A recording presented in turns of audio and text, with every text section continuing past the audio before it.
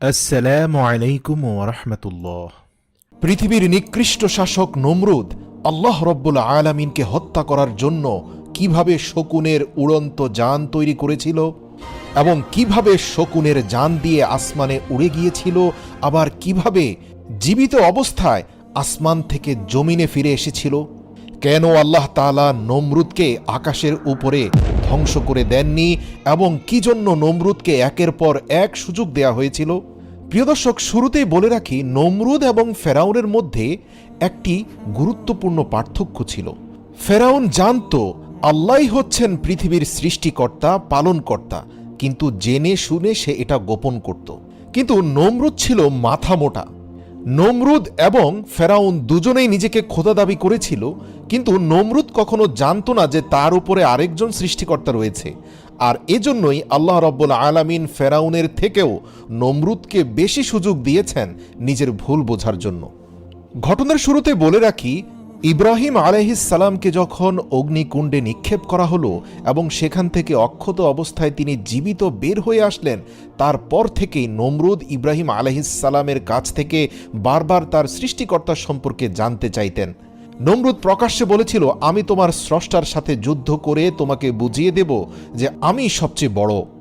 জবাবে ইব্রাহিম আলাইহিস সালাম বারবার এক এবং অদ্বিতীয় খোদার দাওয়াত নমরুদকে দিতেন।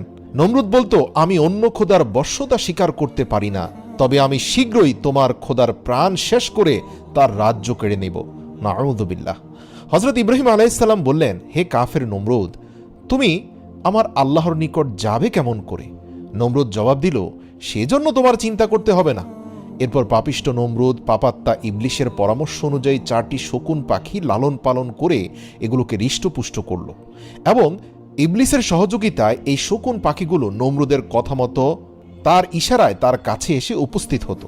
তারপর নমরুদ 4টি মোটা তাজা মেষকে জবাই করল, তার চামড়া খুলে ফেলে তার মাংস শকুনিদের মাথার উপরে এমনভাবে ঝুলিয়ে দিল যে শকুনগুলো সেই চামড়া থেকে মাংস খুঁটে খাওয়ার জন্য উপরের দিকে যখন মুখ উঠাতো, তখনই নমরুদের সৃষ্টি করা স্বয়ংক্রিয় যানটি আকাশের দিকে উঠতে থাকত। এখানে এই মেকানিজমে পরিপূর্ণ সহযোগিতা করেছিল ইবলিস। আল্লাহ পাকও চাইছিলেন নমরুদ যেন তার মনের আশা পূর্ণ করতে পারে, কেননা নমরুদ ইব্রাহিম আলাইহিস সালামের সাথে শপথ করেছিল যে কোনো মূল্যেই সে আকাশে উঠবে এবং ইব্রাহিমের খোদাকে ধ্বংস করে দিয়ে তারপরে সে ইব্রাহিমের কাছে আসবে। তারপর নমরুদ যথারীতি তীর ধনুক নিয়ে একটি স্বয়ংক্রিয় যান তৈরি করল, যার 4টি কোণা রইল।